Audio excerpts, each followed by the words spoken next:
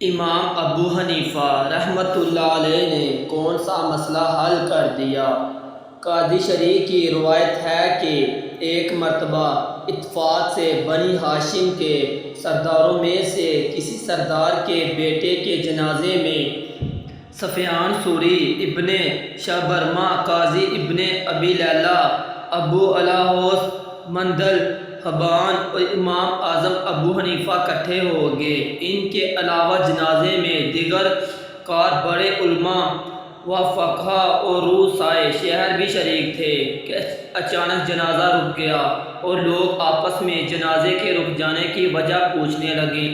چام گوئیاں ہو رہی تھیں اور پھر تحقیق طور پر یہ معلوم ہوا کہ لڑکے کی ماں بھی جنازے کے ساتھ بے چین ہو کر از خود نلی کے عالم میں نکل آتی ہے۔ اپنا دوپٹہ جنازے پر ڈال دیا ہے، بے حجابی ہو گئی۔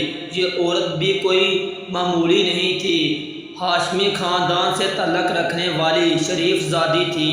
جب لڑکے کے باپ یعنی اس کے خاوند کو علم ہوا کہ میری بیوی سر سے ننگی ہو کر جنازے کے ساتھ چل رہی ہے، جس سے خاندان کی فضیحت اور رسوائی ہوگی، تو فوراً بآواز بلند اپنی بیوی کو پکار کر کہا، واپس لوٹ جا۔ مگر عورت نے واپس جانے سے انکار کر دیا تو اس نے حلف اٹھایا کہ اگر تو یہیں سے واپس نہ لوٹی تو تجھ پر طلاق ہے۔ یہاں یہ یاد رہے کہ جنازہ ابھی تک جنازہ گاہ کو نہیں پہنچا تھا۔ نماز جنازہ تو جنازہ گاہ ہی میں پڑھنی تھی۔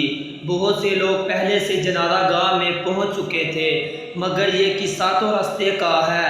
بیوی نے جواب حلف اٹھایا کہ میں اس وقت تک واپس نہ لوٹوں گی جب تک کہ اس پر نماز جنازہ نہ ہو جائے، ورنہ میرے جتنے بھی غلام ہیں سب آزاد ہوں۔ مسئلہ پیچیدہ تھا، لوگوں میں چام گوئیاں اور سرگوشیاں شروع ہو گئیں۔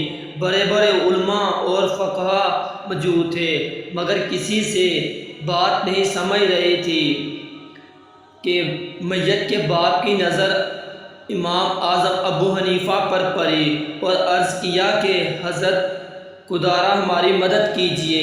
امام صاحب آگے بڑھے اور لڑکے کی ماں سے دریافت کیا کہ تو نے کس طرح حلف اٹھایا ہے؟ عورت نے ساری بات دہرا دی۔ پھر اس کے خاوند سے پوچھا کہ تیرا حلف کیا تھا؟ اس نے بھی حلف کے الفاظ سنا دیے۔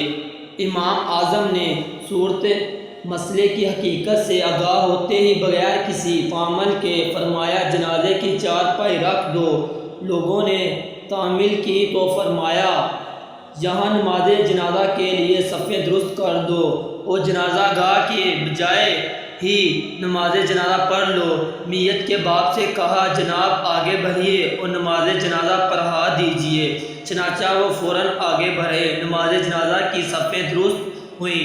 جو لوگ پہلے سے جنازہ گاہ پہنچ چکے تھے انہیں بھی یہاں بلایا گیا۔ جب نماز ہو چکی تھی تو امام صاحب نے لوگوں سے فرمایا، لیجیے اب میت کو تدفین کے لیے قبرستان لے چلیے۔ عورت سے کہا، اب یہیں سے واپس لوٹ جا کہ تم میں بری ہو چکی ہے، نماز جنازہ ہو چکی ہے اور اس کے بعد تیری واپسی ہو رہی ہے۔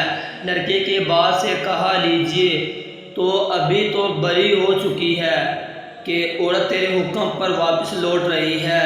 ابن شبرمہ رضی اللہ تعالیٰ عنہ نے امام اعظم ابو حنیفہ کی ذہانت دیکھی تو بیک اختیار پکار اٹھے، تیرے جیسا ضمیر اور صریح الفہم بچہ جننے سے عورتیں عاجز آ گئی ہیں۔ خدا بھلا کرے، تیرے لیے علمی مشکلات کے حل میں کوئی کلفت نہیں۔ دوستو، اگر اس طرح کی امام اعظم ابو حنیفہ کی مزید نیو ویڈیو دیکھنے کے لیے ہمارے چینل کو سبسکرائب کریں اور ویڈیو کو زیادہ سے زیادہ شیئر کریں۔